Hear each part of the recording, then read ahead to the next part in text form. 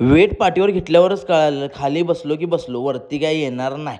एवढ्यातच हवा टाईट झालेली होती. पहिल्यापासून सांगतो, आज होता लेग डे. त्यामुळं म्हटलं आज लेग फोडल्याशिवाय काही गप्प बसायचं नाही. त्यामुळं पहिला लाईटली घेतलं. 2-2 प्लेटावरती मारत होतो. त्यानंतर वाढवलं वेट. गॅप पडलेला भरपूर दिवस. त्यामुळं आज म्हटलं आज गॅप काय नाही. गपगार हेवी मारायचं म्हणजे मारायचं. लई दिवस झालं ते लाईटली. गॅपमुळे हे वेट जातच नव्हतं.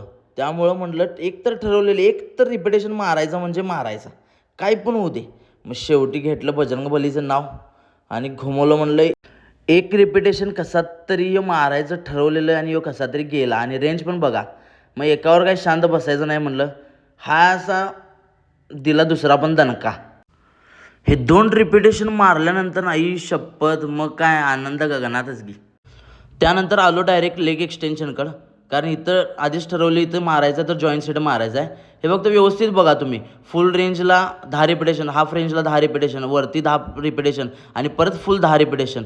असली फाटते की नाही तुम्ही एकदा मारून बघा आई शपथ. हे झाल्यानंतर यायचं लेग कर. हे लेग कल मशीन इकडचं ॲडव्हान्स म्हणजे ॲडव्हान्स आहे. इथं पण सेम अप्लाय करायचं. फुल रेंजला 10 रिपिटेशन, त्यानंतर हाफला 10 रिपिटेशन, परत फुल 10 रिपिटेशन. ह्याच्यावरती एवढं प्रेशर आहे. मग घेतलं व्हाईट स्कॉट्स खूप दिवस झालं ॲडच केलेलं नव्हतं. त्यानंतर आलो काफ रेजिसकडं. हे बघा काफ मारताना पण वाईट करून टो 10-10, त्यानंतर इन 10-10, त्यानंतर परत प्लेन स्ट्रेचिंग करून बाहेर पडलो आहे. तुम्हाला वाटेल केलं नाही, पण कसं आहे पोरांनी केलेला फार्म हाऊसचा प्लॅन.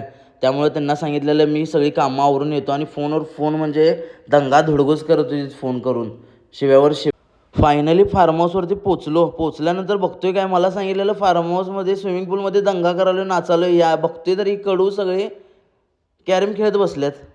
स्विमिंग पूल नसला तरी काय झालं, खरं इथलं वातावरण असलं वांड होतं की नाही आजूबाजूला. एकदम फ्रेश म्हणजे फ्रेश. सकाळी वांड वाटत होतं. वांड म्हणजे वांड वातावरण होतं. नाश्ता बिष्टा करून मस्तपैकी डॉगेश भाईसोबत योगा